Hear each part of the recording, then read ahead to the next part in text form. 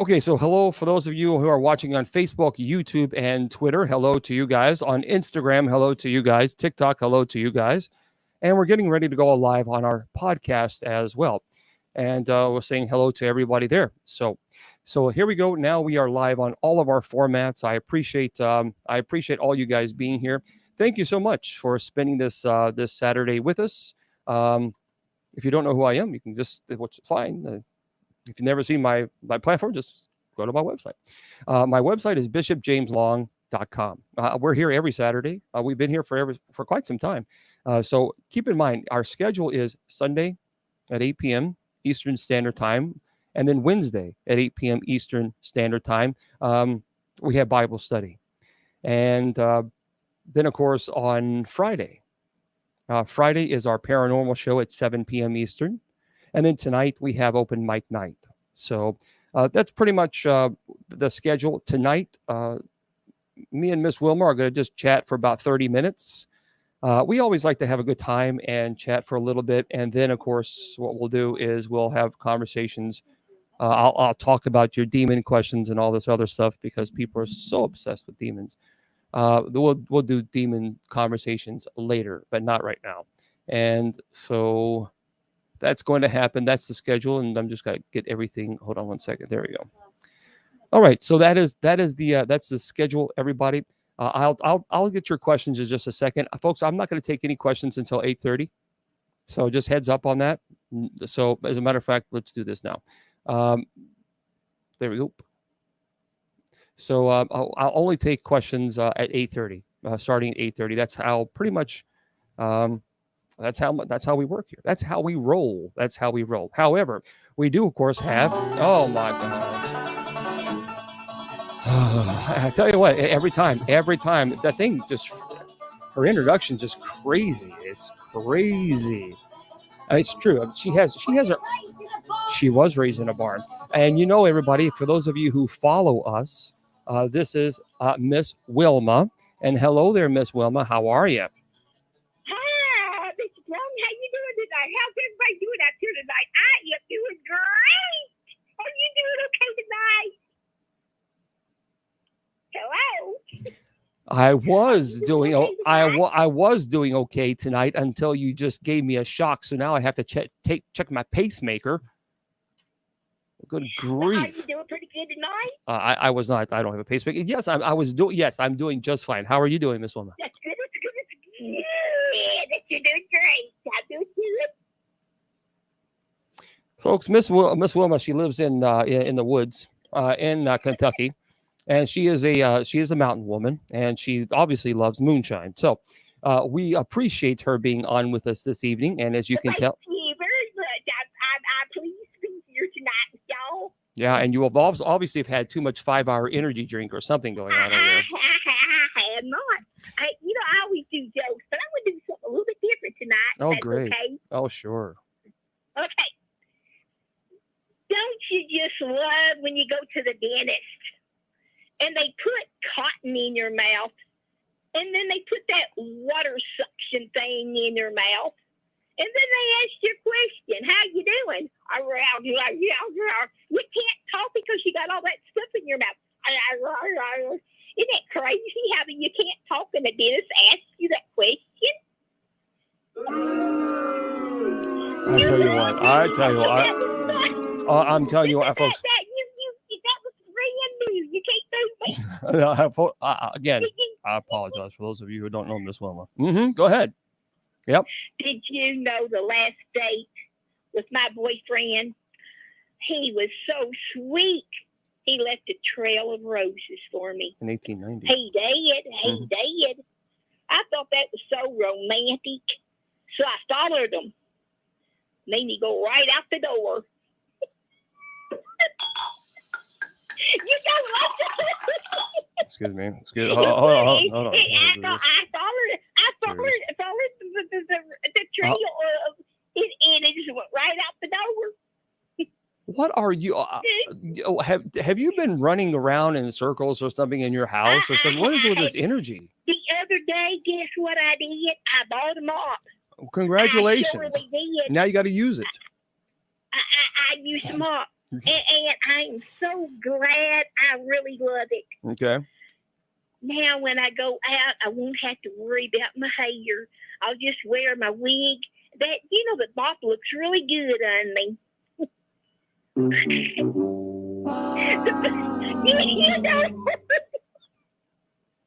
don't like that one either.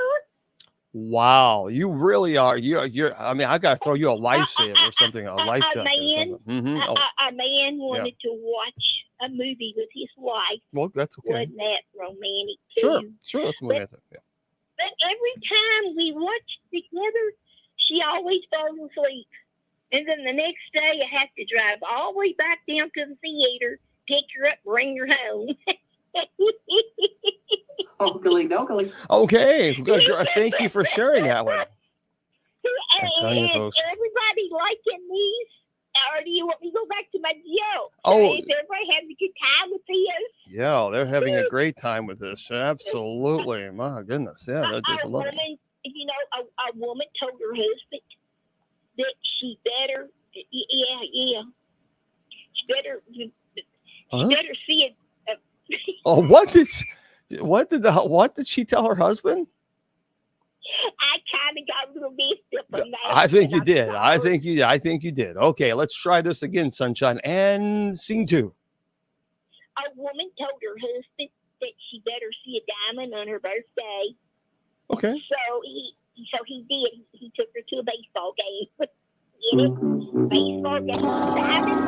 Oh boy, I tell you, Miss Wilma. You're not liking them, really? Seriously? Oh, I just think they are just fantastic. A little different news. No, the folks, don't laugh. No. See, see, this is what you've done. See, this is what you've done. They really are liking it. That makes me so proud. Yeah, I think what it is their sound is messed up. We're talking about a volcano. What? A volcano. Okay. Yeah, one of those volcanoes that blows up. That's amazing. Something that it can erupt and destroy everything in its path. Okay. I'll be darned. I married a volcano.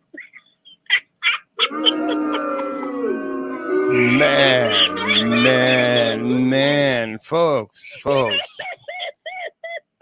No, you see, the things, if you keep saying you love it, you don't understand the pain that causes me for the rest of the week. Because then I am going to have to hear how wonderful it was. And she has got to repeat all of the jokes and then explain them to me this week. What happened? Yeah. A man was so mad at his wife, so he hung up on her. She called him back. Yeah. Did you hang up on me? He said, no. He said, I don't know. Did it sound like this? Click. He hung up on her again. That was, that joke died as bad as that cow. As bad as that cow just, that was, yes. Yeah. Man, that was you were stretching on that one. No, but while I was in Hollywood, you know what happened? What happened? While I was in Hollywood, somebody tried to sell me a map to see the stars. I said, no thanks, I'll just look up.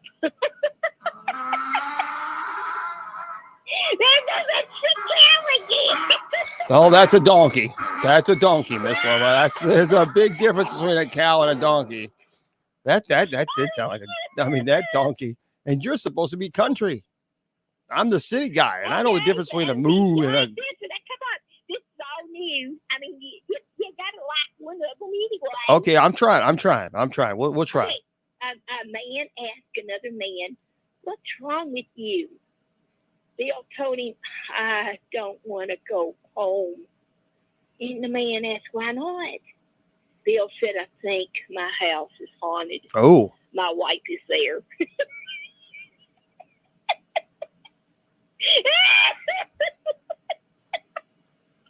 Folks, I'm telling you, she drinks a lot. She does. Yeah, that was great. That was fantastic. That was just tonight. thought I'd be hearing some drumming. It was great. It was that was one of the best ones, Miss Wilma. I tell you, that was wow, boy. I tell you, you really worked hard. Try this one. Oh, tight. Here we go. A man told another man, "Your wife is so lovely. She's a lovely woman." Yeah, that's nice. And he said, "She's getting older." The man said, "Well, you know, they say that woman ages like fine wine." He said, "Yeah, she's aging like milk."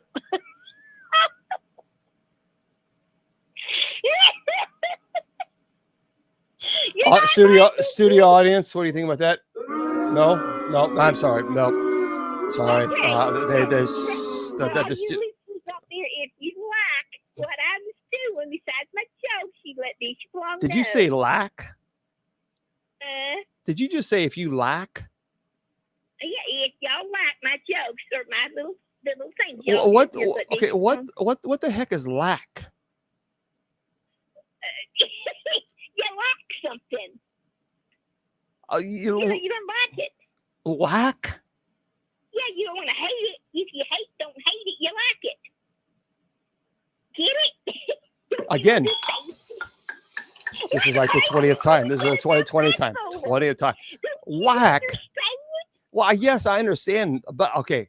Lack, you lack something. You don't have something. Like is when you actually you like it. You prefer it. It makes you. That's a like. You're saying lack. Well, what the heck is a lack? Man. Well, I tell you what, you speak your English, and I'll speak mine. That's the problem. You don't speak English. What you do is you speak Wilmanese. That is 100% true. She does. I do speak England. I do know how to do that. I say, "Oh, chap," I do. Okay, mate. Okay. Again, they don't end their words with that I do know how to talk like England. They're a little pilgrim. Again, yeah. So now how do you do that? How do you go in from Forrest Gump to John Wayne to some other accent that I can't figure it out? I mean, just in one little sentence, you went from Forrest Gump to John Wayne to somebody else. I don't know who that was, but my goodness. Oh, I tell you what, little buddy, I don't know, but I'm talking like England does. This is Wilma. This is Wilma, folks. There we go. This is Wilma. Well, So, I'll tell you jokes see if you don't move my joke. okay. Let's go with some jokes. Here we go. Did you know mountains can see? They what? Did you know mountains can see? Okay. They peek. Get it? I think Oh my God! Oh wow! That shocked me. Yeah, was that? I almost fell out of the couch. Well, wait a minute. Was that Lynn's joke? Yeah. Oh, I knew that. That explains. Lynn is her sister. That's why So you got the bag. absolutely, that's why Lynn got the drums. Very good, Lynn. So Lynn hit a home run with that one. Now, why don't you tell us one of your jokes? I know you're gonna not like it. Okay, now I'll try. Again, let's see what you got. I saw two birds in love. They were sweethearts. No. I can't help with the studio. I cannot help with the studio. Hey, the studio audience comes in and they're the ones who like it and they're the ones who don't like it. I have no control over whether they like it or not. So I'm just saying. Okay. Poor bite can't stand on its own. Yep. It's too tired. Getting too tired. Man. Okay, but it was the way it was delivered. That was the problem. It was the way it was delivered. We've talked about this before now. Yes, and Alita, people are asking me again, can we have Miss Wilma go live with me one day? I keep asking her to, but Miss Wilma is so famous and so popular, and she's just Miss Snotty Nose now. I have to have a actual call her secretary to come visit her. because I she's don't have no secretary. Where do you get that at? you got a secretary, don't you? She's now I'm high not that tooting fruit. busy. I tell you what, I'm very much home, but I'm not that busy. She's high tooting fruiting is what she is. She's got an agent and everything now. You know, I would tell you a paper joke, but it's terrible. It's terrible. Paper joke. Man, that was really bad. So let's ask. What do you guys think? What do you think? But I agree. I agree. Sorry, that's about as good as it gets. I hope y'all like my new things that I did tonight. I tried to get a beat, but I didn't, did I? You know what? I did. No, wait. Lynn got a beat. But I didn't. Not even on my new stuff that I was saying tonight. You didn't like it. No, I liked it. It was good. It was good. We're good. I think it was, it was a nice little joke, and how you kind of walked in. That's good. Sounds okay. You like good. Actually, I'll do some more, right? If y'all like for me to do more, just tell me slow so I can know. Okay. All of a sudden they've gone to sleep. All right. Good. Excellent. Very wise. Very wise. Went to sleep. They have all went to sleep. They've all went to sleep. No, I think what did you do? Did you put sleeping powder in front of the camera? No, I put you on the air. Oh. That was good. That was good. That was good. That don't deserve a beat. That's that was good. You know that. Come on, don't be jelly. I don't like it at all. You don't like it at all. You don't like it. No. That was kind of fun, huh? Kind of clever. I got a story. Okay.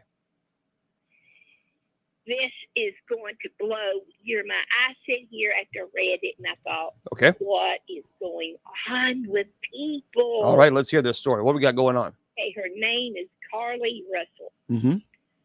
She was missing on July the 13th after telling 911 dispatcher that she found a toddler wandering on the side of the interstate. Oh, yeah. The police got there. The Russell and the child was nowhere to be found. But her car and her cell phone was on the road. When Russell was talking to the dispatcher, she was kidnapped by a man. When she got out to check on the child, she was blindfolded, and taken to a house and then was forced to get undressed. She managed to escape and ran through the woods until she came near to a house. Turned out later on that Carla Russell was missing. Has told the police she was not kidnapped and did not see a child on the road. 25-year-old Carla Russell told the police she was sorry and no one else was involved in her missing. She said, I know I made a mistake by lying, and it still is unclear why she even did this terrible thing. No criminal charges have been filed yet against her, but they are still talking to the district attorney office. Now, how sick is this to call the police and tell them that you was kidnapped and you saw a child on the road and then she made it up? It is. I agree with you. That I heard that, and that was unbelievable. That was, for those of you who have no idea what she's talking about. She actually called. Let me see if I can find it. Hold on, everybody. Listen to this. I am on Interstate 459, and there is a kid just walking by themselves. Hold on. Where on 459 are you? I'm right next to the exit 10 by the River Med, like to get off by the River Med. Okay, so you're before that exit? Yes. Okay, and were you headed southbound or northbound? Like towards Tuscaloosa or towards 280? Towards Tuscaloosa. Okay, and was the child on the left or right side?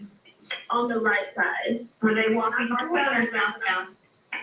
They're walking towards Tuscaloosa. Walking southbound? Or how old do they look? Like a toddler, like maybe like 3 or 4? Did you pull over with them? Are you still with them? Yes. Okay, are you with the child right now? No, I'm not. I didn't get out of the car. I can see them though. Yeah, so that's you can go online and actually listen to the entire thing. It really is disturbing. It is disturbing what this person did. After I read that, I'm gonna be honest, I cried because kidnapping that's a serious thing for number one. Yeah. But to lie like this that her and that child was kidnapped, I mean, I don't understand it. They still said they don't know the reason why she did it, but they still are investigating on this, and they haven't, haven't charged her anything yet. But they need to charge her for fine or something. Well, they found, from what I understanding, they actually did some research. They found either on her phone, on her cell phone, or on a tablet or something, faking how to fake kidnap, abductions, and things like this. Some really strange things that she actually did some research on. That she did this, so it's absolutely crazy. So this was planned. Wow, yeah, it was planned. Yes. I mean, that's crazy. Faking being kidnapped. Oh yeah. But that's what she did. Yeah. Carlee Russell, Alabama, and that for those of you who want to know, that's this is crazy. By the way, there's a report in CNN in 2022. For those of you who want to know this one, Miss Wilma, you might want to know this as well. There was a California woman who faked her own kidnapping, sentenced to 18 months in prison. So Sherry Papini, the California mother who faked her own kidnapping in 2016 in a hoax that was exposed with the help of advances in DNA technology, was sentenced to 1.5 years in prison on Monday. Well, this, of course, was 2022, according to a release from the Department of Justice. This is insane. Oh, my God. Well, I hope she gets fined or something. I mean, that's sick. I'm sure she will. Here they had to get all them police worrying about, what child and the woman, trying to find both of them. And, oh, my gosh. Yeah, it's concerning. I don't know why. Don't do that, folks. So that is unbelievably stupid, irresponsible, and it's something that you don't ever want to do. And the thing is she's an intelligent. This is an intelligent person. She actually was educated. She knew. I just don't know why she would do something like this. I don't even try to figure out why she did it. Yeah. I don't know. Yeah.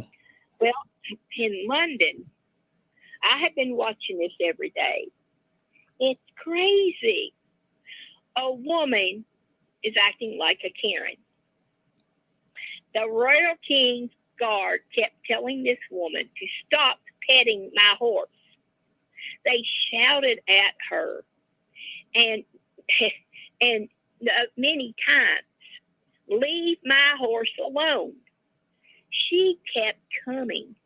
She did this for 30 days and she's still doing it. And the police told her to shut up and leave.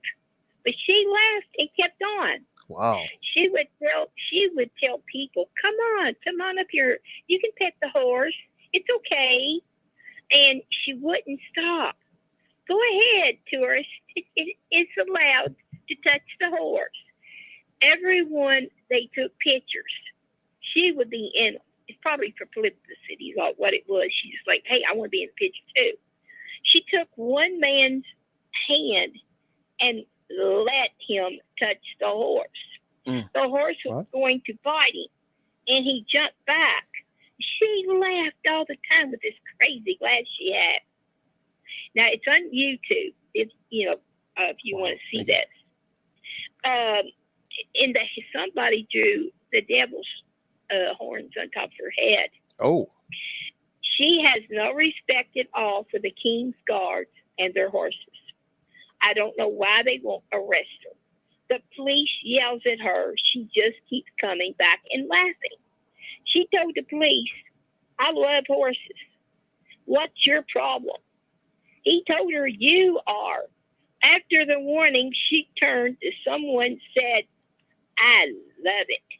they can't make me leave. I've been watching her, and like I said, every day, and she's been there. There's something got to be wrong, Yeah. that she just won't stop. But it's like a really loud laugh, but she even picks kids up, holds them up to the horse. Go ahead, pet it. Go ahead, you can do that. And there's the King's Guard yelling at her, no. Wow. Well, yesterday she was there, and this woman reached over and was petting the horse's nose. That horse grabbed her hand, and she's screaming, the horse wouldn't let go. And the guard didn't do nothing. The guard's like, okay, we have a sign here on the wall. The horses will bite, they will kick. So he thought, well, if y'all can't read the sign and you won't listen to me, I'm sitting here yelling at you to get back. I don't understand why the guards just don't keep the horse beside them, and then for the guard to put like a chain, in front, and then the guard just stands there and watch. Because these horses, the other day, this horse got so upset that it reared up and almost threw the King's Guard off. Wow. I'm like, and they will not listen. He yells at them, and it's, oh my stars, I don't understand why she's doing this. But she did. She told me she can keep on doing what she wants to do. Yeah, and for those of you who don't know, the King's Guard, it's a royal guard, and a lot of people like to go to England and take pictures by them and things of this nature because they think that, they can just do whatever they want and the royal guard won't do anything. That's absolutely incorrect. These are military personnel. These are soldiers. These are not people dressed in costumes. And actually, many people don't know that the huge bear skin, the hat that they wear, it's really, really tall. It's actually a bear skin cap. And it was actually introduced in the British Army, I think in the Battle of Waterloo, somewhere, I think 1815 or something like that. And the point of that was to make the soldiers appear taller and to frighten their enemies in combat. So it really is that it's historical as to why they wear the great big hats like that. But these are truly these are soldiers, trained soldiers, and it's really stupid to go and harass these guys. But a lot of people do it. And I just don't get it. I don't understand why they would do that. Did you say their hats was made out of bears? It is a bearskin cap. Yes, bearskin cap. It's the great big huge cap, a hat that they wear. That's a black. Yeah, I've seen that, but I didn't know that it's made out of bears. It is. Yep. Yep. I'm happy about that. I know. You love your little bears. Because wait a minute now, you got to kill a bear to get that hat. So I'm not happy about that hat now. Well, I'm very, very sorry. Miss Woman, do you want to hear some dumb criminal stories? Yes. Well, since you want to hear, let me tell you something. You see, in a small town, there was a notorious but not so bright criminal named Tommy. Well, Tommy had a reputation for being a bit of a blumber. You see, and his attempts at crime often ended in hilarious failure. Well, one day, Tommy decided to rob a local bank. However, instead of meticulously planning his heist like most criminals would, Tommy opted for a more spontaneous approach. You see, he walked into the bank wearing a ridiculous disguise that consisted of a fake mustache, wig, oversized sunglasses. Needless to say, he didn't exactly blend in. Well, as Tommy approached the teller's counter, he nervously handed over a note that read, "I have a gub. Give me all your money." Yes, he misspelled gun as gub. So the teller, trying to stifle a laugh, couldn't take him seriously and asked, "Excuse me, sir, did you mean gun?" Well, Tommy flustered by the unexpected question and blurted out, "Yes, a gub. Give me the money or I'll shoot." And he then proceeded to make a finger gun gesture, pointing it at the teller. Well, unsurprisingly, the bank staff burst into laughter, and they realized that Tommy was not only inept, a criminal, but also rather a comical one. So one of the employees discreetly pressed the silent alarm while others continued to chuckle at Tommy's expense. So within minutes, the police arrived, surrounding the bank. Tommy panicked, and when he saw the flashing lights and heard the sirens, in a futile attempt to escape, he knocked over a potted plant. Near the entrance, he slipped and spilled soil and fell flat on his face. Anyway, the police wasted no time in apprehending Tommy, who was still sprawled on the floor, covered in dirt, and they led him away in handcuffs. And Tommy couldn't help but feel embarrassed by his failed bank robbery attempt. The story of Tommy's botched robbery quickly spread throughout the town and became the talk of the community. Tommy earned the dubious title, the world's dumbest criminal, and his escape became a cautionary tale for the aspiring burglars everywhere. So there you have it, folks. A true tale of a rather dim-witted criminal whose lack of planning, misspelled threats, and comedic missteps led to his downfall. Could you imagine? I have a gub. Give me your money. I have a gub. You have a gub. Yeah, that's interesting. Do you want to hear another one? Someone's talking about Barbie a while ago. Yeah, well, thank you very much. Barbie's Yes. dream, huh? I'm saying thank you to somebody on TikTok. Yes, there's a Barbie. Yeah. Well, Barbie Dream House is for real. It's reopening its doors in July, but this time the 3-story promises Ken to be there. Oh boy. Yeah. Yeah, it's up to 4 people that can stay. This is like what do you call them? A bed and breakfast. Breakfast. Yeah, bed and breakfast. Bed breakfast. Thank you. Yep. Yes, but you can starting at 10 a.m. When reservations open up for the Barbie's Dream House. The lucky guests can snooze in a seashell bed. The closet is filled with that looks ready for the beach on the radio, such as a cowboy shirt. Yep. Barbie's clothes and Ken's clothes will be in the closet, but you can go on the pool. But the 2-story side, you can't go all the way down because it's like Barbie. It's just plastic. Uh-oh. Yep. Yeah, there we go, folks. If you want to stay the night, it's going to cost you, it will cost you an arm and a leg. That's for sure. Listen to this, Miss Wilma. I have something for you. Here's a dumb criminal. In a sleepy suburban neighborhood, you see, there was a man named Jerry, and he liked to do bad things. Well, one day, Jerry decided to break into a local convenience store in the middle of the night. Well, see, Jerry approached the store wearing a black ski mask and carrying a crowbar. As he attempted to pry open the back door, he failed to notice the security camera pointed directly at him. Well, unbeknownst to Jerry, his every move was being recorded and transmitted to a monitor inside the store. Well, after several unsuccessful attempts to break in, Jerry finally managed to force the door open. And as he triumphantly stepped inside, he was greeted by a loud alarm that blared throughout the store. So the startled burglar froze in his tracks, realizing that his cover was blown. So panicking, Jerry rushed to find a place to hide. In his haste, he stumbled upon the store's walk-in refrigerator. Thinking it would be a clever hiding spot, he quickly shut the refrigerator door behind him.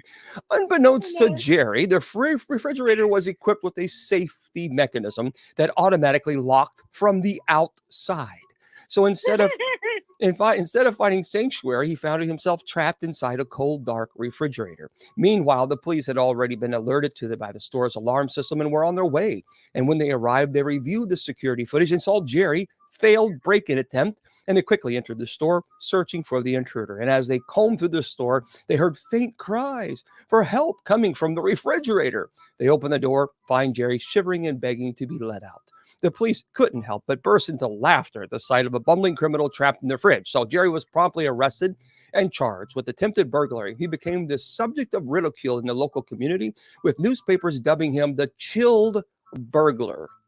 His failed escape served as a cautionary tale for aspiring criminals. So in other words, if you're going to steal something, don't walk into a refrigerator. Just saying. That was chilling. I'm telling you, it's crazy. Some of these stores are crazy.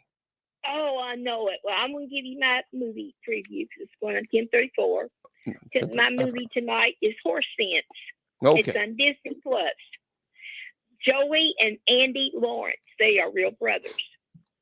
Tommy wanted to go to the city to stay with his cousin Michael for a while. He's a country boy and lives on a ranch. He wanted to see city.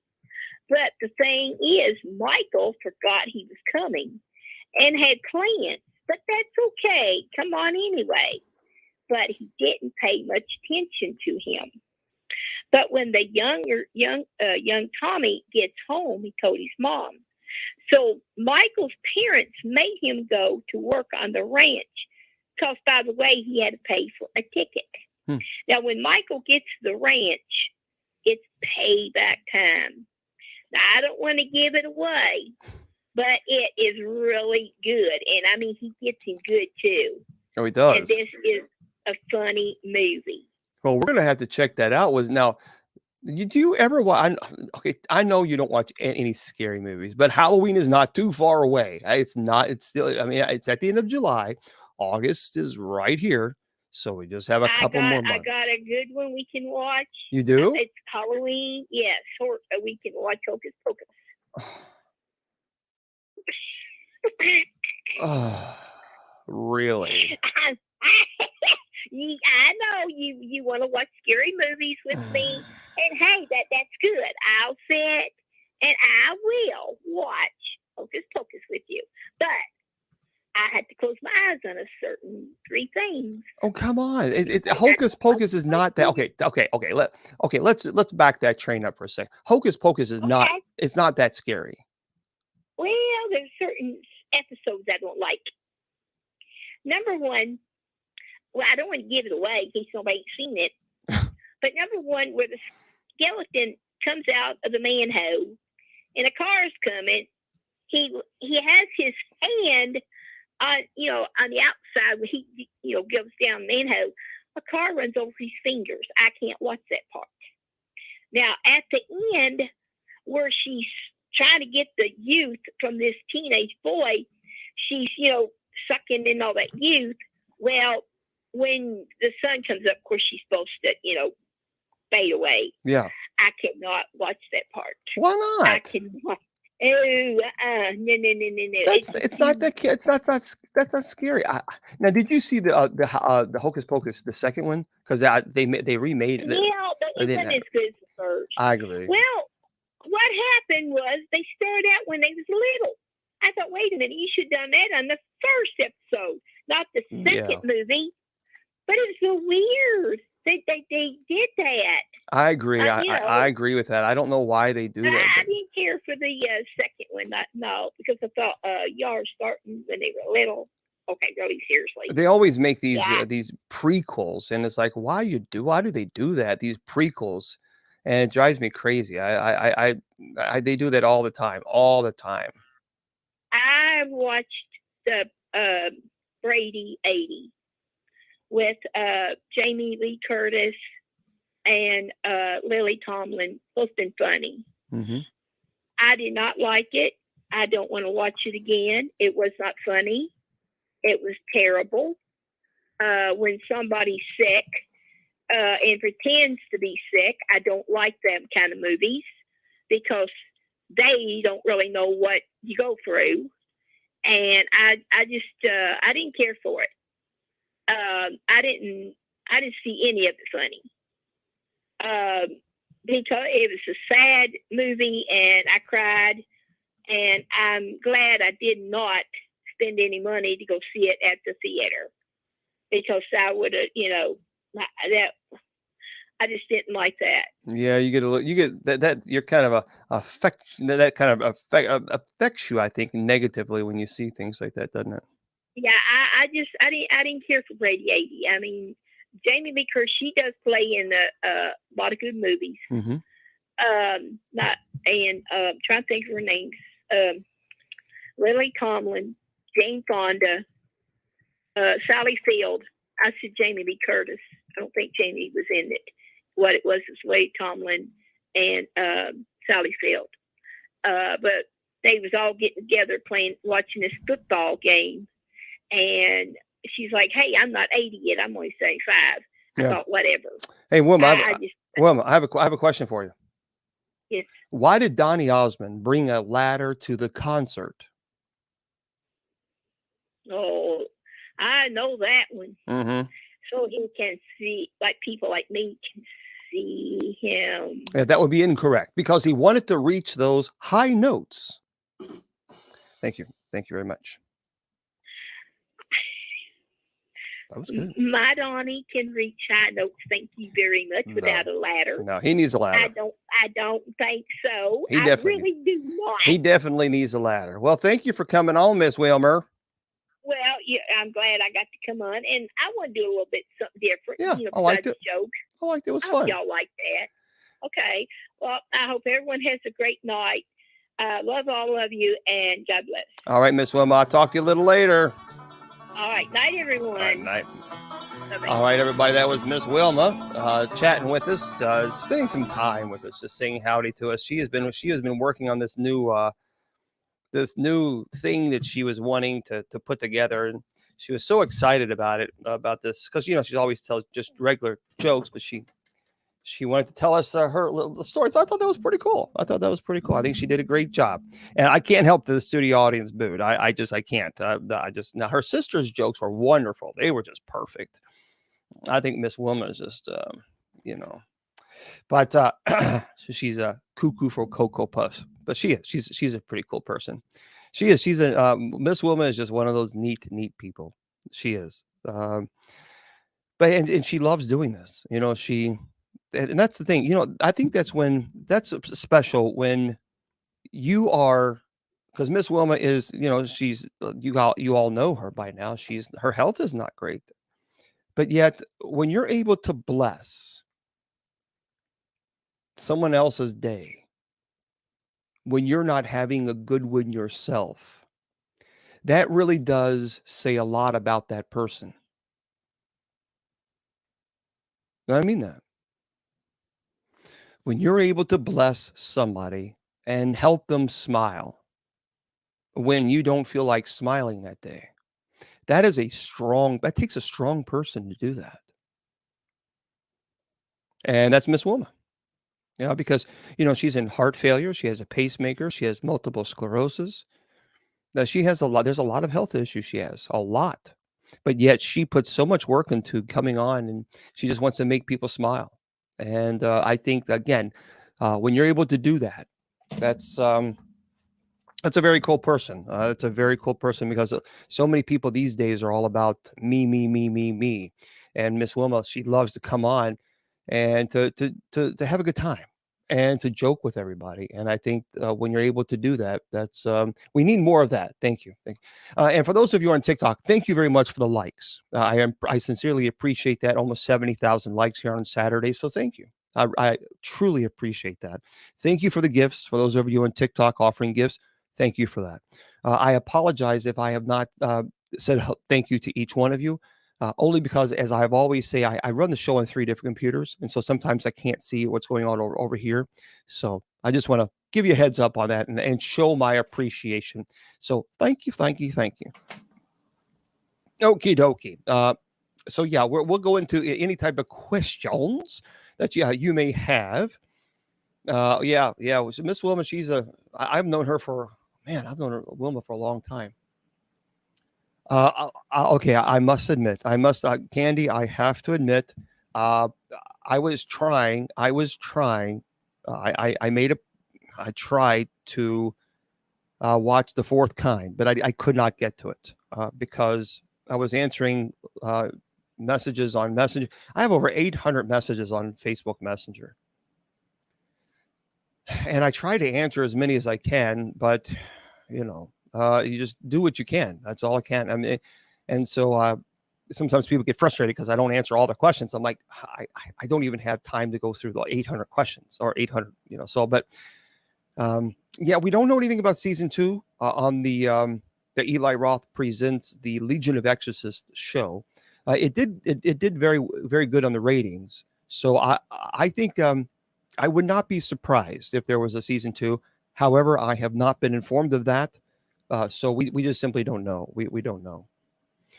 Well, yeah, see, Judy Ann, I agree with the media, but the problem is, people, my sister has even asked about, hey, look, she said, look, I'll help you. Here's the issue that you got to be very careful. You got to be very, very careful, because people send me messages about everything on Facebook. They'll send me messages about that they think they're possessed, or they have a demon, or that their wife or husband is cheating on them, or they're LGBT and they're thinking about taking their lives, or there's so much, and I'm very concerned about keeping the messages private and ensuring that whoever reaches out to me knows that it's going to be seen by my eyes and not other people. So that's the problem. Now I am trying to figure out a way how I can get my sister involved with helping me go through people who are requesting assistance from, the demonic issue. And that's the email I'm trying to work on that, but people are still sending me messages about very personal things that have nothing to do with the paranormal. So, but I'm trying to work that out. I keep telling people this email is specifically for this, or, but we'll see. We'll see how that works out. Well, we can talk about anything you wish.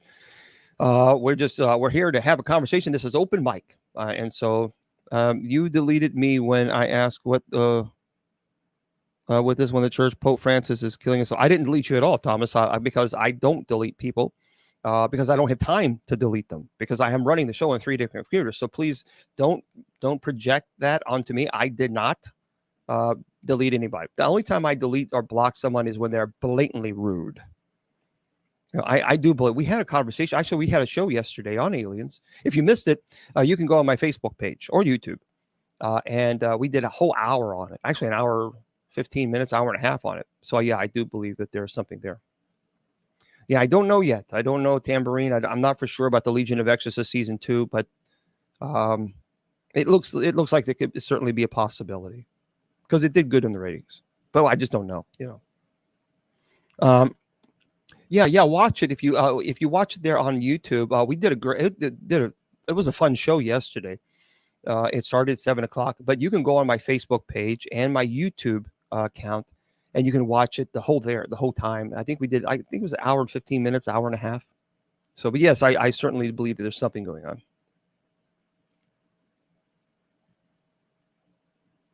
Okay. I don't know who muted who, so I don't know. Our moderators are here. Here's how we can. This is why we mute people. We mute people if they use curse words, if they're rude, or if they're spamming, if they're using caps, because caps are for mods. If they're constantly pinning, if they're pinning, should not is only for moderators. So really, that's the only time we ever mute people. So. And well, think you like that you stream the conference. Yeah, we did a conference recently, defeating the demonic, which is really, really good. So we thank you very much, Renee. I'm in the hospital right now, suffering from heart failure. Oh, you're 51. Oh, Johnny. Well, Johnny, is it Chingas? Johnny Chingas says, I need help. He's in the hospital right now, suffering from heart failure and 51. So let us definitely keep Johnny in our thoughts and prayers. I believe in prayers. I absolutely do. As a matter of fact, this is a prayer that we pray every single night. And that is to Saint Raphael. So for any of those of you who are sick, who are feeling sick and you're needing prayers, I believe in intercessory prayers. And so we ask to the saints and angels above in heaven to intercede and help us. So Raphael, the glorious seven who stand before the throne of God, who live and reign, angel of health, the Lord has filled thy hand with a balm from heaven to soothe and cure our pain. We are asking you to heal and console the victims of disease and everyone here, and guide our steps when doubtful of our ways. And holy Raphael, we entreat thee to help us in all of our needs in the trials of this life. And since thou art the physician of God, we pray thee to heal our soul of its many infirmities and our bodies of the ills that afflict it, if this favor be for our greater good. May we all plead for angelic purity, that we may be fit to be the living temple of the Holy Spirit. So there we go, buddy. We hope that that you for a quick recovery, for all of you who are struggling right now with health. And by the way, for those of all, you can also there is the Saint Michael prayer. A lot of people ask me. I did not like the Padre Pio film. I just didn't. It was just. I honestly I fell asleep. So. Oh no! I'm not. No, Tambourine. We're all good. Saint Michael's prayers is a great one.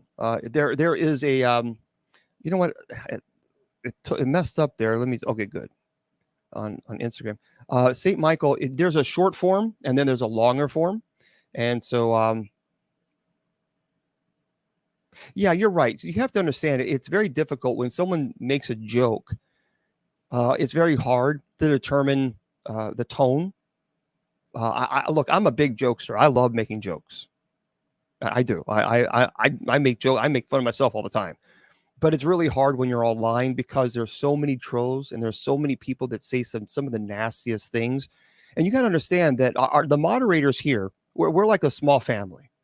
You know, we all care for one another. We pray for one another. So this is, you know, if I see one of them being attacked, I'm going to say, nope, that's not going to happen here. Or if they see me being attacked, they're going to say, nope, what's not going to happen here. So that's the thing, you know, we don't, and that's with everybody, even with all of you, anybody who's watching on TikTok or any platform that I have a moderator here. If they see anybody picking on you, they're gone. That person is out of here. We just don't put it up with bullies. We just don't. We don't have time. We just, it's like, nope. We're not going to put up with that. We're not going to, we're just not. So, but I haven't, the fourth kind. I apologize. I didn't get to see it because I was just so busy and it was late, like I think 1:30 in the morning, and then I had to get up at 4 a.m. So, but I'm going to try. I promise you. I promise. I will. Yeah. Have you seen the Padre Pio movie? I saw it, but I was just not. I didn't like it. To be honest with you, I just didn't like it. I thought it was just. It was. I just didn't like it.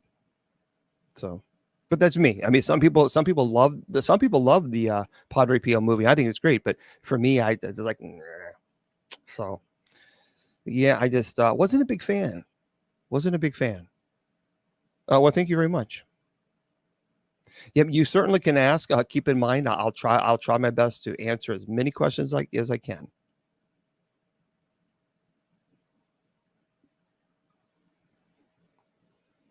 Yes.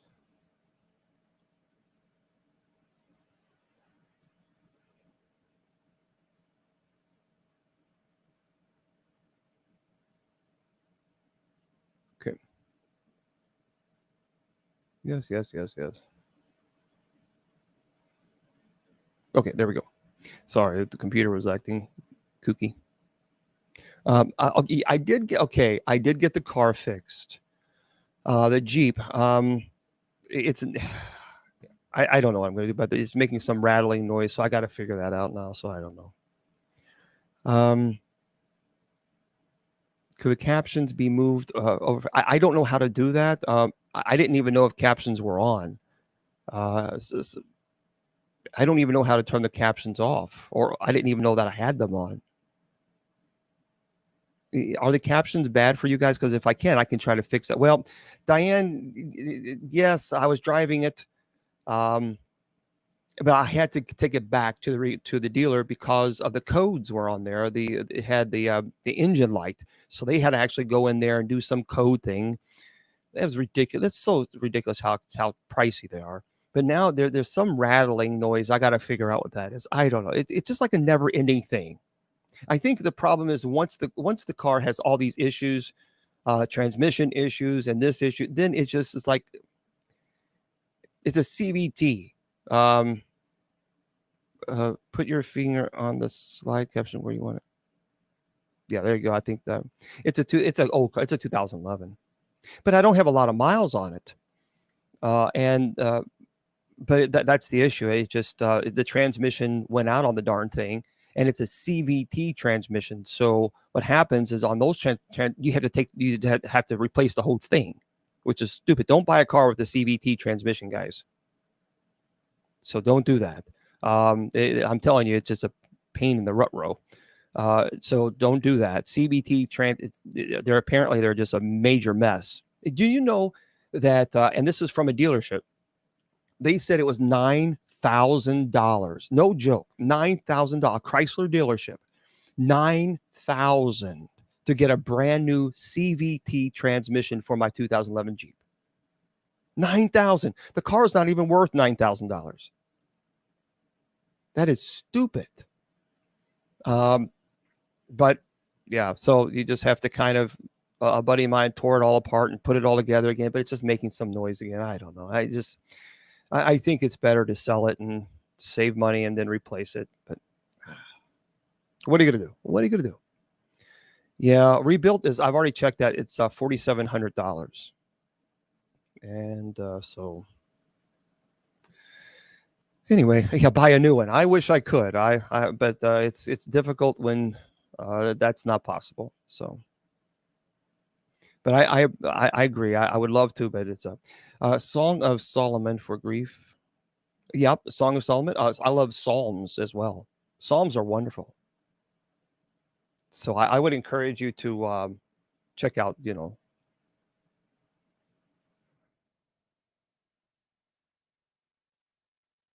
Yeah, the problem is, guys, I have, I live a very simple life, and so the money that I have, I use to go to people's homes and bless their homes because I don't charge. So for grief, if you want books, when it comes to finding like solace and guidance in times of grief, there are several books, in my opinion, that in the Bible that offer books of wisdom, comfort, and wisdom. Here's a few that I think will help you if you're suffering from grief. Psalms. The book contains a collection of poems and prayers that express a wide range of emotions, including grief, sadness, longing. Many of the Psalms offer words of comfort and assurance in times of sorrow. Also, Job. The book of Job explores the theme of suffering and loss. There's also Lamentations, and that's a collection of poetic laments mourning the destruction of Jerusalem. It expresses deep sorrow and grief. Ecclesiastes is also, but it's technically not explicitly about grief, but it explores the meaning of life and the inevitability of death. Isaiah 40. That chapter in Isaiah offers comfort of comfort and hope. And so these are just a few. So hopefully that helps out a little bit. Yeah. Oh yeah. Even used are still expensive. So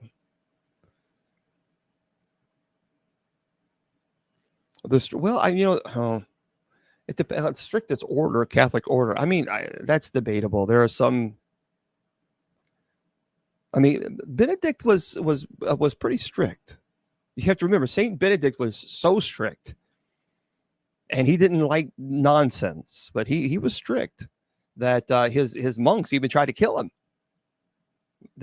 Because if you see on the Benedictine medal, there is a chalice, and the reason is there's a chalice is because his monks actually tried to poison him, and so he blessed the chalice and it splattered.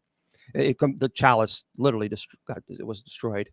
And then there's bread, and you'll see bread next to him as well. And that's because his monks tried to poison him with bread, and a crow came by and took. So that's why sometimes you'll see the crow and took the bread away. So, yeah, I know. It's you got to have it. That's the thing. I use my personal car for ministry. And see, we don't get paid. I don't receive a salary for the church that I belong to. There's no salary, no retirement, no car insurance. There's nothing. We receive no compensation for being in. This is 100% free, and so I use my own personal vehicle. And when it breaks down, I still have bills to pay, and I don't charge. So since I don't charge, it's not always easy. But we push through. We push through. But with a crow. Oh, you did. Oh, great. Yeah. Well, this is as far as the ministry, we just simply there is no funding. They're just not. So I have not watched The Fourth Kind, but I will. I will. All right, sounds good, Diana. That's right. In the world, not of the world, and we just keep pushing through. That's how we do this. That's how we push through. Well, thank you, Susan. But that will happen when I win the lottery. That's when I'll be able to get a newer vehicle. But it's so expensive these days. But no, that's not in the cards until the lottery. So, but I appreciate that. Keep on trucking. There you go. Oh, I believe in miracles, sir. Yeah. Okay. Any questions? I have. Thank you very much, Judy Ann. Thank you. I have some articles that I would certainly love to chat with you guys about. Yeah, I know, and I appreciate you asking about the Jeep. It is just it's a constant headache. Uh, and here's the deal.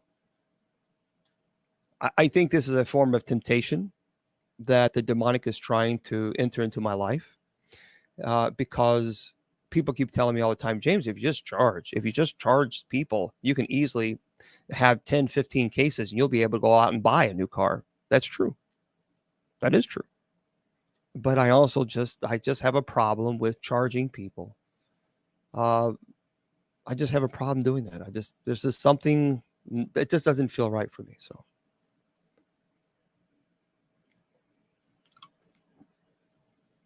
Well, hello there, New Orleans. Yeah, I don't know. I don't know why the TikTok. I don't know if TikTok is the issue, but some people are having issues. Let me check real quick on the speed test. We were having some issues with the well, thank you, Suzanne. It's frustrating, but you just can't give into it, and I just think that charging somebody, in the trials and in the deep, in the trials and tribulations, I don't know. There's something not right about it. So, okay. Oh, well, thank you very much. I appreciate that, Skip. Thank you. And shoot, dog, I was going to do that, wasn't I? Let me do something very, very quickly, because people are asking, and I have forgotten. I was supposed to put my PO box on my web address, and I forgot. Hold on one second, guys. There we go. I had to put this there. Sorry about that. Let me do this right now, because people are constantly asking about my PO box. I thought I put that up there, but I forgot. Okay. So hang tight. We're going to do this live, and then we're going to go over some articles that I found online that I really want to share with you that are pretty cool. So we'll rock and roll and do that in just a second, because I want to put my PO box up there right now, because I keep forgetting. The problem is that people, and I appreciate any type of donations to the ministry, but PayPal takes such a big chunk, and so does TikTok. TikTok takes a lot. They take 75% of the gifts. A lot of people don't know that. They take a lot. Okay, so I'm going on my webmaster right now. Yeah, they take a huge chunk. Thank you very much, Judy Ann. That's very kind of you. Thank you. Okay, asking for prayers. My 5-year-old Cash, a little boy from hometown who had a heart transplant yesterday. Okay, we certainly will have to keep Cash in the prayers. Yeah, Lita, I live in Kentucky. All right.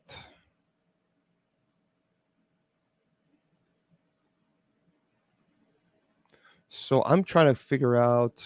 Oh, here it is. It is. It's on my website. I did have it on my website. So you can go to.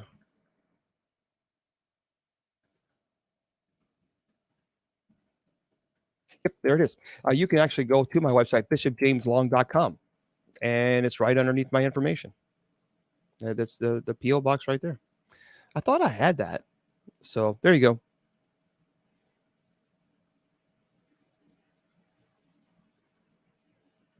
Come on. Normally, I don't like to. Oh, that's okay. So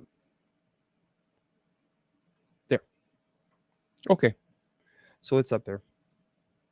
Yeah, the PO box, and that's the same way. Also, I don't know about Cash App. I don't know how much Cash App does take. It's not as much as PayPal. PayPal takes a big chunk, and so does TikTok. But Cash App, I think they're a little bit more appropriate. But there it is, folks. Yeah, just right to the bottom, right underneath the very first part, you'll see it. Yep, there it is. And that goes also if you have, for example, if you have an item that you want gone, and if you want removed from your home, you can send that to me in the mail, and then I will walk you through whatever the item is. So if you bought the item, now you're having issues in your home, tell me, hey, write me a note saying this is what's going on, and then your contact information, and then I can contact you and kind of walk you through the epiphany of the doors, the blessing of the doors. So we'll do that because I think it's important to do. Certainly will, Joe. Okay, thank you. He's from Kentucky, but his transplant took place in Cincinnati. Yeah.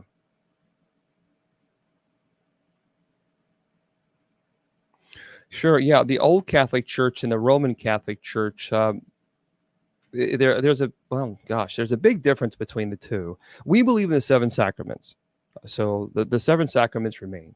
A lot of people don't know that, but for me, the sacrament, my sacrament, the Eucharist is absolutely essential to me. It is fundamental. It is my life.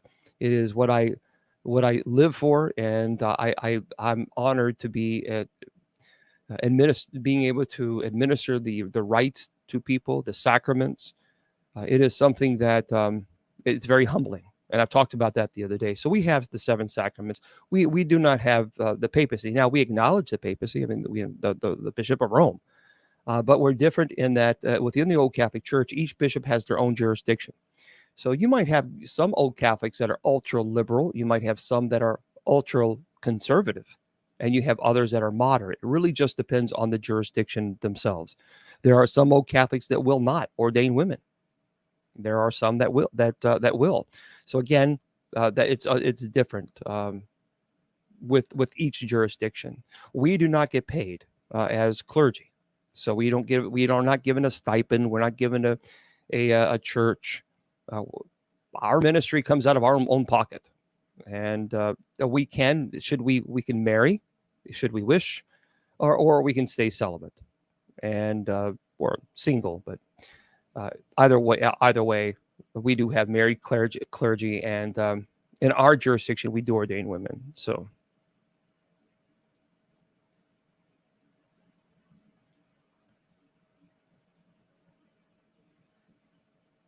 Hopefully, but I know that's you can go to usocc.org and go from there. Well, the head of the church is always Christ. And wish I could find a husband. Well, Cassandra, you have to keep the prayer going and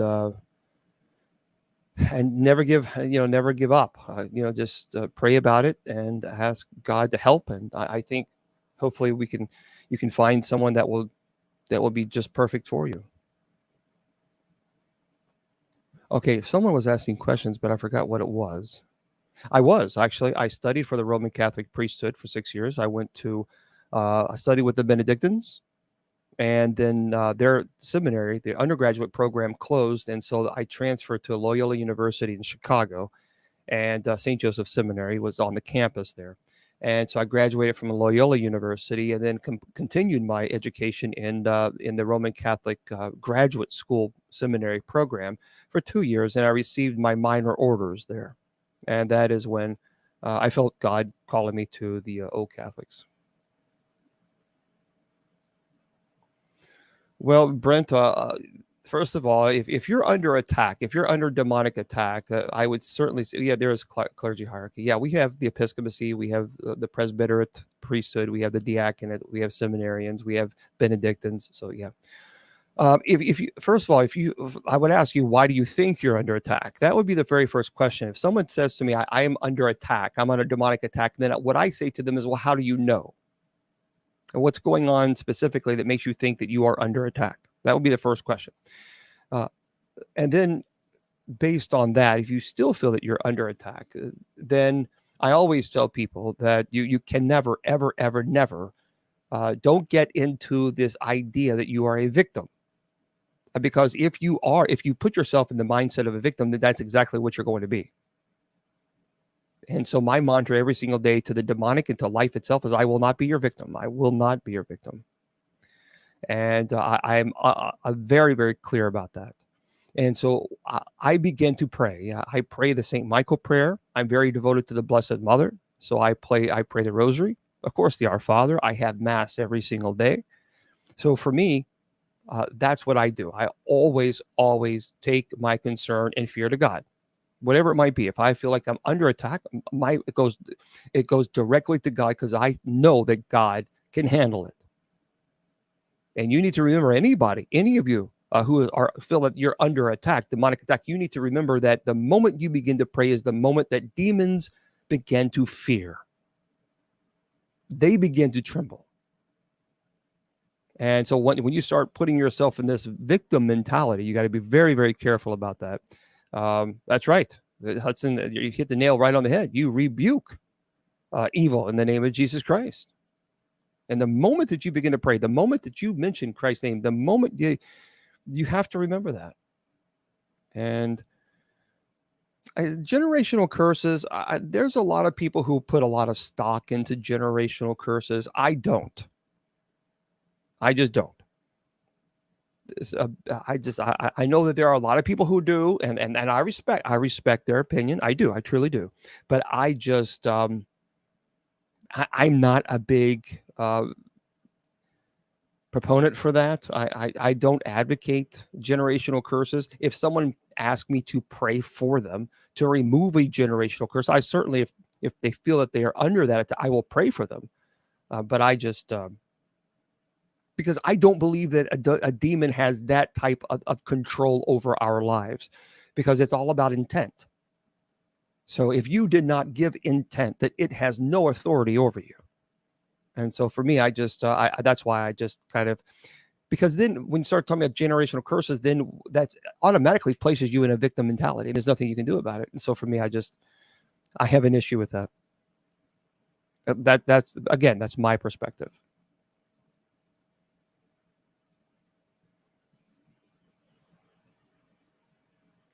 Yes. Yep. Candy. I was able to get to the family, and we were able to take care of it and bless the home, perform the minor rite of exorcism.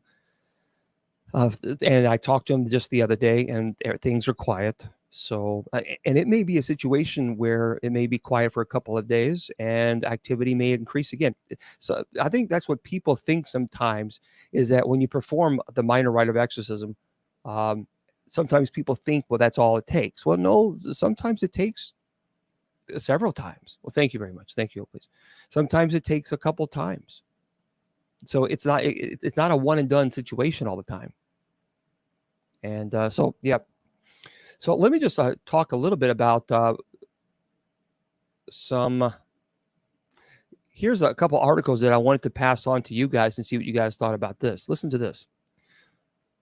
A family's birthday. I don't know if you've heard about this. This is from Diana Logan. Diana Logan. A family's birthday, a birthday party, it was interrupted by a possible poltergeist. Now, here's the deal. Poltergeist means, and this was from a TikTok, poltergeist means a noisy ghost. I have worked poltergeist cases. I don't think it's a ghost at all.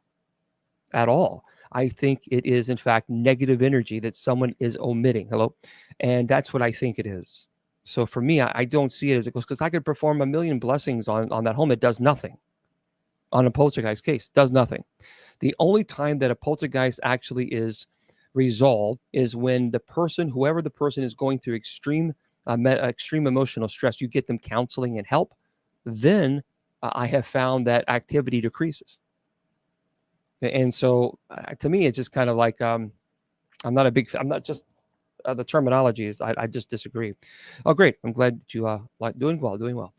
So a poltergeist is a term for ghostly presence that makes itself known by moving objects around. And it comes from two German words. Again, this is from Diana Logan. Poltern, which means to make a disturbance, and Geist, which means ghost. Well, most people know this obscure term for a German ghost now, thanks to the famous series of poltergeist movies now from the 1980s. Now, there was, the creepy entities did more than stack chairs and float things around a room. They stole a little girl, Carol Ann, and the family of the home had to fight to get her back. Well, which is why we're a bit nervous. They say this to see a video of a possible poltergeist barging in on a child's birthday celebration. In this video, which portrays a rather gloomy little celebration, family members gather in the kitchen of a videotape the cutting of the birthday cake. Just then, the sink turns off, and soon everything is moving around, with drawers flying open and cabinets shaking off their hinges. And whoever's filming continues to do some, even as children scream and every human in the room starts to run. That takes some presence of mind, I think, to keep filming through all that. Either that or they knew it was coming. After all, the initial filming was not in a good spot to get the cake or the birthday girl, but it was in perfect position to catch any shenanigans that went in or on the scene. So this is a, I'm trying to find out. It looks like mad_paranormal_official is where this poltergeist case was. So this is on TikTok. mad_paranormal_official. So you might want to check that out if you're interested in watching it. I don't know. Here's another article that I wanted to talk to you guys about as well, because it's pretty cool. And I think it needs to be I think this needs to be really, really discussed more often. And it's not. Ghost Adventures. You can say whatever, and you can think whatever you want to about Zach. I consider Zach a friend. I talk to him periodically. I like Zach. And this is by Samantha Bambino. So she says that Ghost Adventures, how physical torture exposed the team to paranormal influence. So she says many of the paranormal investigations seen on Ghost Adventures aren't too physically demanding, while Zach Bagans and his crew sometimes feel sick or weird due to a spirit's energy. Exploring indoor spots like Bobby Mackey's Music World, which, by the way, I was in that. That really set Ghost Adventures off on a just stratosphere. I mean, because I did 3 episodes with them, and that was an intense, very intense episodes. And the Cecil Hotel isn't exactly a cardio workout. Well, but sometimes the guys head outdoors to spot like Lake Mead, which required them to navigate some pretty rough terrain. Well, Jay Wasley told the TV Insider that the investigation involved 2-hour ATV ride and a record-breaking number of steps to get where they needed to be, all in cold weather. However, according to Wasley, the physical exhaustion was beneficial to their ghost hunting efforts. Quote, the physical stress we put on ourselves. We were definitely pushed with this investigation. I think in a weird way that helps with the paranormal experiences as well, because our bodies and minds were already stressed getting there. He said our guard is down. We're fragile and open to whatever is going to be there, which adds another terrifying element. So the investigations that require such physical stress are few and far between on Ghost Adventures. So when the team is exploring a hotel, prison, residential home, how do they open themselves up to whatever's present? Well, according to Billy, an interview with Sci-Fi Wire, it's all about having an open mindset regarding the paranormal. He said, quote, I think a lot of it has to do with intention, personally. If you're closed-minded, an individual, and you say ghosts do not exist, they won't exist to you. You'll find every single reason why they don't, no matter what experience comes your way. I agree to this. However, demons don't care if you believe in them or not. And I told Zach a long time ago when I was on the show with him. I said, Zach, your invitation, your provoking is you're going to get in some trouble, and you really need to back off. And he said, I can't. You know, he's executive producer. He owns Ghost Adventures. He's a businessman, and so he has to push the boundaries because obviously he has to produce a television show. That's his job, and it is taking a toll. It really has. It has taken a toll. You know, people ask me all the time, was the Bobby Mackey's legit? Folks, I don't work for Bobby Mackey's. And if it wasn't legit, I would tell you 100% nothing happened. I would tell you. But I can tell you this. The night that we were there, when I did the minor rite of exorcism, all hell broke loose. As a matter of fact, they had to stop filming. They couldn't complete the filming because of what was going on. It was just that intense. I was there. I witnessed it. I saw it. I heard the growl. It was very clear. It was a disembodied voice. I heard it when I was at the well. And when Zach went to the room and he came back, his everything, his demeanor, everything changed. And not only did his demeanor change, but then Aaron's demeanor. Aaron is one of those guys that he's a very kind-hearted person, really, really nice guy. But I tell you, that night, he gave me looks that, really, he was wanting to hurt me. So, Quiet Time says, I on YouTube, I would be interested in working with a paranormal team, but I'm afraid I would bring something home. Could that happen? Absolutely. 100% yes. Yep.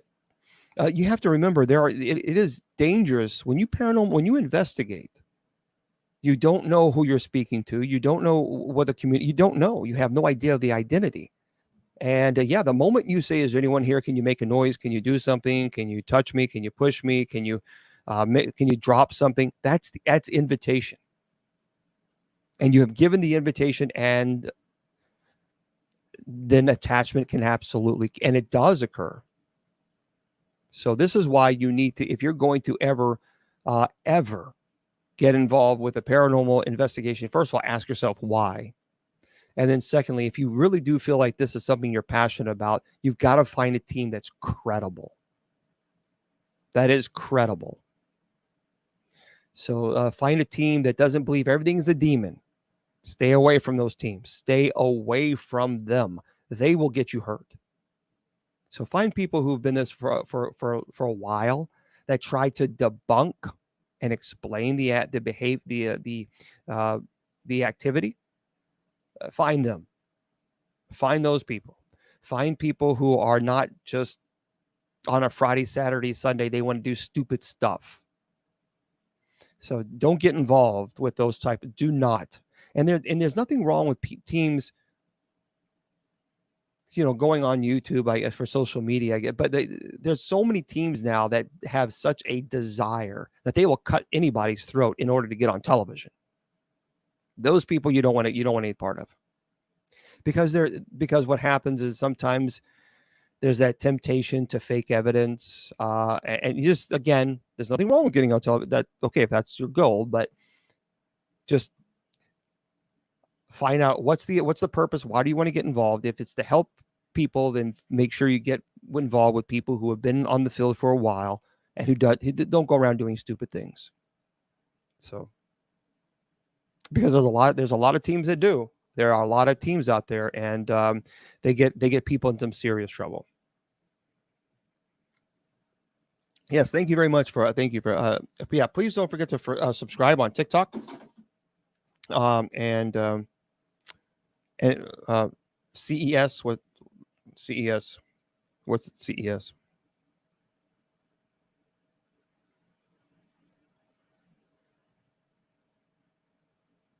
I don't CES. What is CES?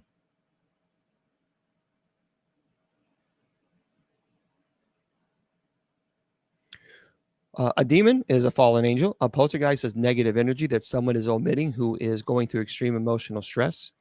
And then a ghost, it would be a spirit, human spirit. Yeah, I don't know you have to tell me what CES means. I don't believe extraterrestrials are demons, no. Yeah, thank you. Yeah, thank you guys for the gifts on CE5. I have no idea what that means. You're gonna have to explain when you give me abbreviations. I don't know.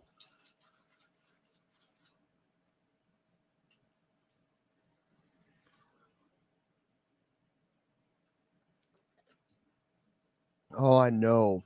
There's teams always claiming to be people saying that they're a demonologist. When over 20 years ago, when I went public, yes, we do have canons. We have a catechism. But people now are claiming that they're demonologists. That bothers me, because a demonologist it's a calling. That is a calling. It's not something you choose. It's something that God calls you to do. It's a ministry. You cannot study demonology and not theology. It simply doesn't exist. Or angelology. And there's so many people now going on YouTube and watching, the paranormal shows, and now I'm a demonologist. Who mentored you? Where did you get your training? Or there's a lot of people who claim to be demonologists who've never worked a demonic case in their life, ever. I used to know somebody like that. He loved writing books. But as far as working demonic cases, he worked one and ran out of the house very, very quickly. So, just because someone calls themselves a demonologist, how many cases have they really worked? A demonic case. There's a big difference. We've talked about UFOs, and we've already talked about aliens. I did that. I did a whole entire show yesterday on that. So you can go to my Facebook or YouTube. I've addressed that. So you can go to my Facebook or YouTube, and you can watch the entire show. So, we did a whole show on whole conversation, and then you can go on YouTube or my Facebook. It was yesterday. There's a lot of people asking me about that, and I think it's probably because of the recent or Instagram. Yep, you're right about that. Okay, let's see. Here is it on Hulu. If you guys have Hulu, well, it depends on what initiation you're talking about. When you say initiation, into what specifically? Demons and Saviors trailer unveils Hulu's true crime paranormal docu-series. Have you heard about this? Listen to this. This is by Abdullah Al-Ghamdi. So Demons and Saviors trailer unveils Hulu's true crime paranormal docu-series. So the trailer for Demons and Saviors, that's what it's called, that's what the show is called, unveils the Hulu true crime paranormal docu-series, which premieres on August the 3rd, consisting of 3 parts. It tells the story of Christina Boyer, who at one point was known as the Poltergeist Girl. Again, Demons and Saviors on Hulu. Per the official log line, the 3-part series, Demons and Saviors, tells a remarkable story of Christina Boyer, once famous, known as the Poltergeist Girl, now a woman convicted of murdering her 3-year-old daughter. Well, 30 years into a life sentence, Christina still proclaims her innocence, and the series follows a group of amateur sleuths who have become consumed by their obsession to exonerate her. Exploring Christina's troubled upbringing, her alleged telekinetic abilities, and the questions that remain about the death of her daughter, Demons and Saviors investigates what is the conspiracy and what is the truth. So Demon and Saviors is produced by Latchkey Films and ABC News Studios. For Latchkey Films, Alex Waterfield is the series director and executive producer, and Tim Clancy, Jackie Esco, and Nick Capote are executive producers.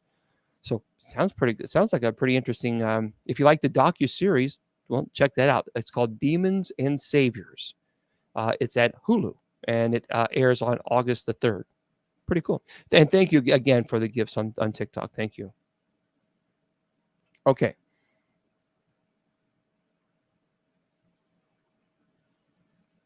Here's I would listen to this. How many of you would do this? I would. Then I can buy a new car. I could buy a couple of them. I could buy a church. Someone asked me the other day, they said, if you won the lottery, what would you do? Very first thing, no ifs, ands, or buts, buy a church building. No ifs, ands, or buts. Buy not a huge church building, but a decent chapel. Because I would love to have a chapel, to do night prayer there, to do Bible study there, to do these shows there. That would be amazing. But this is by T.K. Randall. And they said, here, would you spend the night in the Paris catacombs for $10 million? Heck yes. Are you kidding me? I would do it for $100,000. I would do it for $10,000 just to be able to go to the Paris catacombs. That would be amazing. The dark, bone-chilled catacombs are more than a lot of people believe they can handle, even for millions of dollars. Well, for some, the offer of a $10 million prize in exchange for spending the night in the catacombs of Paris might seem like a no-brainer. After all, there are many who would relish the opportunity to go down there and explore its lab. Absolutely, especially those with an interest in the history, urban exploration, and paranormal investigation. Well, when a debate broke out on Twitter recently, however, a surprising number of people insisted There was no way they'd spend the night down there, not even for 10 million. Are you kidding? Anyway, before you decide whether you'd be among them, it's important to note exactly what awaits anyone brave enough to spend the night down in the Paris catacombs. Well, intended as a solution to the French capital's overflowing cemetery problem, workers began ferrying corpses to the tunnels in the late 18th century. Well, today it's believed to be the skeletal remains of 6 million people are interred there. These bones are not just buried in the ground either. Many of them form ornate, grim displays comprised of skulls and thigh bones arranged like some sort of a hellish work of art. Well, visitors are welcome to venture down there if they're brave enough to do so. So would you spend the night in the dark tunnels surrounded by 6 million dead people? Well, look, if you offered me $10 million to stay the night in the catacombs in Paris, then I would say to you, when do I leave? You better believe your bottom dollar, right? Yes. Heck yes. I would investigate, and not only investigate, I'd bless the area. So, I mean, to me, absolutely. I don't know why people. Yeah, heck yeah, I would. Yeah, I should contact them. Well, I don't think it's actually an organization that's doing it. I think it was just kind of thrown out there. But shoot, yeah, if someone said yes, yeah, let's go. Absolutely.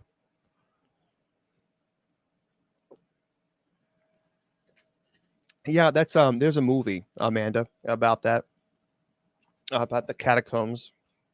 The Amityville Horror. Now, I knew Lorraine Warren. I did not know Ed. I talked to her about the Amityville. She was absolutely convinced there was something there. She was absolutely 100% convinced. Well, this is interesting. If you like the Amityville Horror House, there are some documentaries. Three, and this is an article that I saw that I thought I wanted to pass this on to you guys. This is by Courtney Mock. It's the 3 best Amityville horror documentaries and 2 honorable mentions, she says. So, Amityville and Origin Story, the most recent documentary about the Amityville Horror House, premiered on MGM Plus this past April. Well, but how did it stack up compared to the other Amityville horror documentaries that have preceded it? Well, based on IMDb ratings, it's the best yet. But what defines best? Well, in this case, it constitutes Amityville horror documentaries with IMDb ratings of 6 stars or above. Well, so she says number 3. If you like the Amityville documentaries or things of this nature, she said you need to check out Amityville Confidential. It's in 2005. The History Channel documentary was among the first to analyze the notorious house that inspired the 1977 best-selling book, The Amityville Horror, which went out on to become a blockbuster movie at the same time in 1979. So it's called Amityville Confidential in 2005. That's number 3. Number 2, Shock Docs, Amityville Horror House 2020. So not that long ago. Shock Docs, Amityville Horror House 2020. Ryan Reynolds. I think Ryan Reynolds is phenomenal. He is a great actor. Ryan Reynolds, who starred in the 2005 remake of the Amityville Horror called The Greatest American Haunted House Story Ever Told. That was a really good movie that he did. Anyway, Travel Channel's Shock Doc naturally focused more on the house's alleged paranormal activity, including the investigations of Ed and Lorraine Warren. So again, it's called Shock Docs, Amityville Horror House 2020. Now, she says the number one show documentary on the Amityville house would have to be Amityville: An Origin Story 2023. So this was recent. It's an ABC News article about the horror versus hoax debate. Ends with this statement: after nearly 3 decades, there is very little proof either way. Though no one has lived in the house on Ocean Avenue since the Lutzes have reported any strange activity. Here's what's interesting about this house. The people who are living there are saying that they have not experienced anything at all.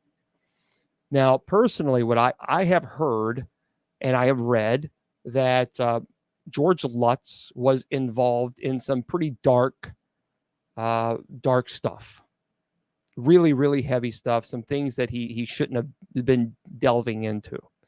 And from what I have been told by many is that he did some stupid things, invoking, inviting, and activity then became quite violent because of it. Now, Lorraine was absolutely convinced there was no doubt. You could not convince her otherwise. There was something there. I do believe that it's possible.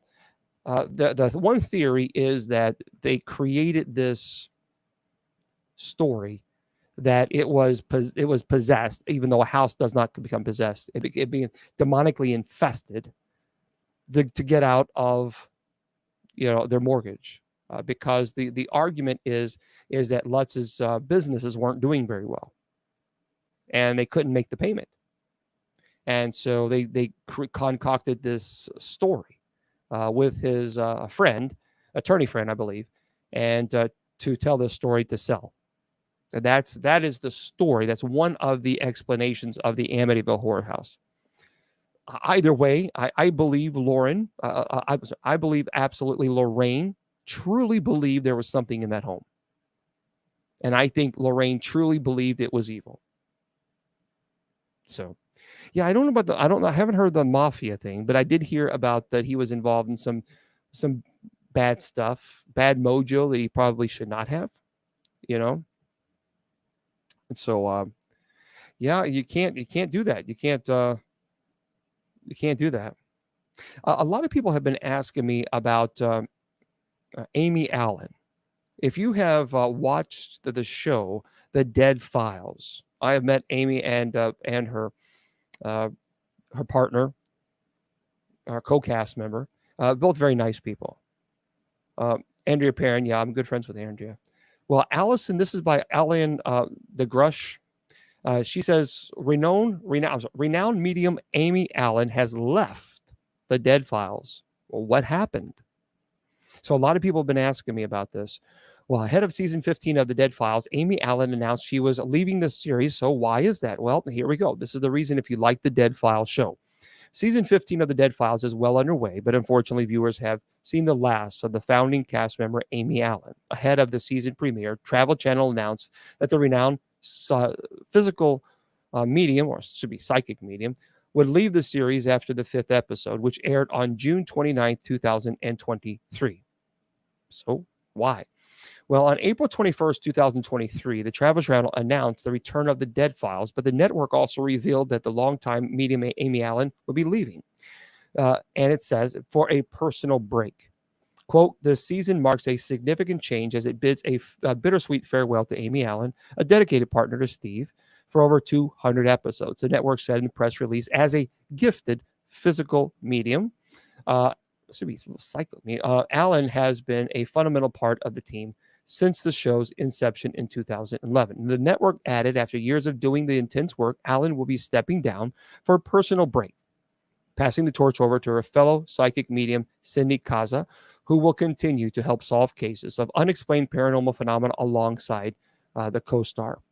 So a few days after the season 15 premiere, The Dead Files, the medium took to Instagram to address her departure.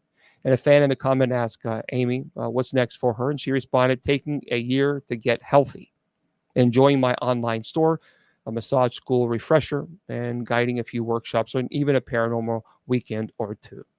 And, I think that's understandable. When you're doing shows and you're traveling a lot, that's a lot of work. And sometimes the filming can be an all day long kind of a thing. And after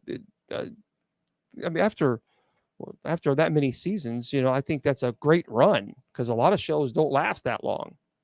So, right. Yeah. There's some people that say that the Amityville is true, and some people say, not so much. It's one of those things. It's kind of, it's debatable, as some people think. But yeah, a lot of people like her, and a lot of people have a great respect for her. But some people not so much. But as far as liking her, no doubt, everybody that I've talked to, they've always liked her. She's a very nice person, very, very nice person. I was just talking to some people that don't like the shows, and some people do, but they're obviously very successful. So a non-denominational, I have no issues with non-denominational. I hate Ouija boards. Ouija boards are stupid. I get very frustrated with Ouija boards. I knew Lorraine. Ouija boards are nothing but trouble. I talk about them often, and I beg people to please stay away from those stupid things. I have had cases where people played with Ouija boards because they didn't think anything was going to happen, and then it did. Some people say, oh, I actually have the Holy Spirit board. I have it now. I was saying that. I was saying that just a couple of weeks ago, that's going to happen. That is going to happen. And believe it or not, now there is a Holy Spirit board, Holy Spirit Ouija board. Unbelievable. Those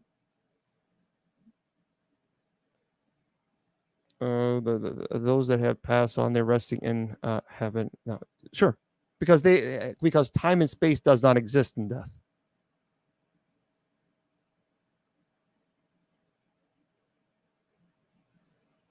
Yeah, she investigated that with Ed. I have not.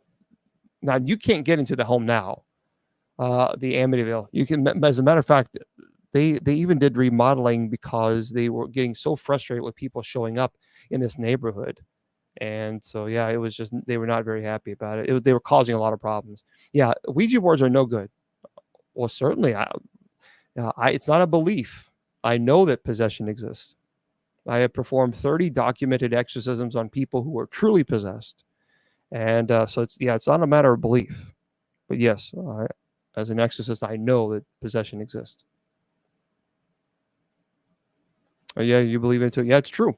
There's a lot of people that don't want to believe in it, and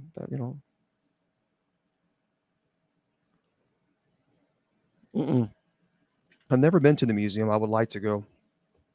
Jesus had two natures, divine and human. Yeah, Savior and demons, or demons and Savior. Yeah, I think that's what it was. Anyone what? Why is it that demons and possessions always happen when you start getting closer to God?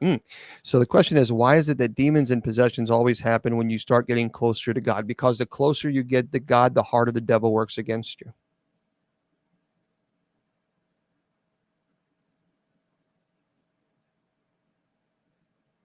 I do. I believe everyone can be saved. Absolutely. Everyone can be saved. But God's saving grace is not forced upon anyone. We have free will. So we can choose to freely accept or freely reject. But I believe because we are naturally drawn towards God. Thank you there, Ellen. I appreciate that. Spirit talkers, you see all these paranormal investigators use spirit talker. Are you talking about the machines when you say spirit talkers? Or are you talking about the devices?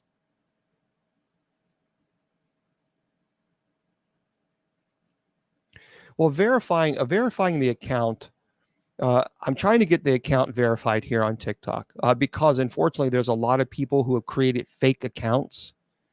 And what they do then is they try to pretend to be me. And then they contact people who follow them and ask them for money. I will never send you a message on TikTok. You will never, ever, ever get a message from me anywhere asking you for money. Never, ever. Not that I'm not saying I'm not grateful. I'm very grateful for any donations to the ministry, but I will never go to someone. So these con artists, these scammers are stealing my picture and putting like Bishop.James.Long or something like that, and then pretending to be me. And then that's what they do. They contact people and say, okay, we need money, and can you help us with this and this? And people send them money. And I've even posted videos. I've even penned them on my TikTok account saying, folks, these are not me. I have two accounts at Bishop James Long. That's it. And BishopJamesLong.official. That's my backup account. That's it. That is all. Yes. So holy water is considered a sacramental. So yes, holy water is very powerful. Yeah, it's terrible. I mean, there's let me see if I can find. There's one that's just brand new, and people are, and this person is. Oh, it makes me so mad. Yeah, this person here. See, So it says at Pray with James. So it's stealing my picture, and that right now there's 1,141 followers on this fake account. But here's the problem. Look at this. Let me show you something. You want to see something bad? This is how bad it is. If you type in Bishop James Long, look at all that.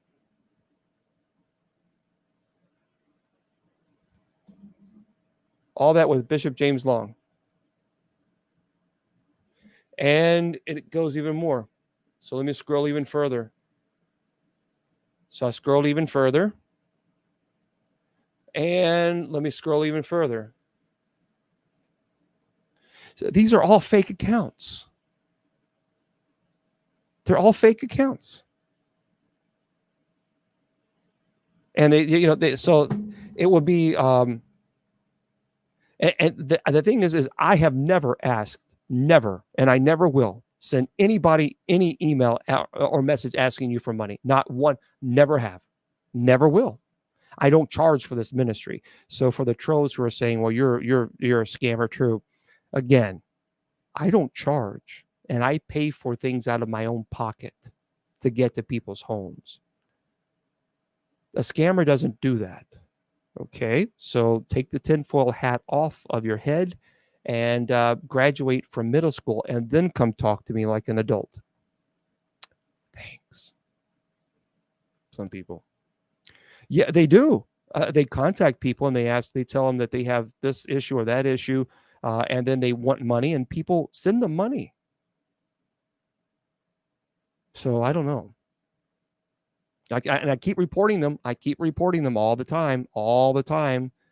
But you tell me why they're still there, and we'll both know. But anyway, yeah, it's just really I just don't like it because people are being taken advantage of, and there's nothing I can't control it. I can't control that, so I report them, and that's all I can do, and tell people about it, and there we go. Yeah, I'm trying to get verified. Yeah. Okay. I have performed 30 cases they were validly possessed. Now, by the way, tomorrow I'm going to be here tomorrow night at 8 p.m. Eastern Standard Time. Oh yes, again, they do cause very serious damage. So I will be here at 8 p.m. Eastern Standard Time tomorrow, and we'll be doing Bible study. And anybody, you're all welcomed here. I'm going to stay with TikTok for just a second. So for those of you who are on Spreaker, I'm going to say, of course, I'm going to close you guys out, and hopefully you'll have a wonderful, wonderful night. For those of you on Instagram, thank you for being here. I'm going to close you guys out as well, and I'll be here tomorrow at 8 p.m. Eastern Standard Time for a Bible study. Okay. So remember, tomorrow night at 8 p.m., we have Bible study. Let me just close these things out and turn this off. So I'm doing 15 things at once here. There we go. And looking forward to it. I really appreciate you spending this beautiful Saturday with us. Hopefully you've had a good time. So hang on TikTok. I'm not going out. I'll spend a little bit of time with you guys afterwards. But remember, I always tell you that your value does not decrease based on someone's inability or refusal to see your worth. Remember, you're priceless. Don't let anybody tell you or convince you otherwise. Facebook, YouTube, Twitter. God bless. We'll see you tomorrow night.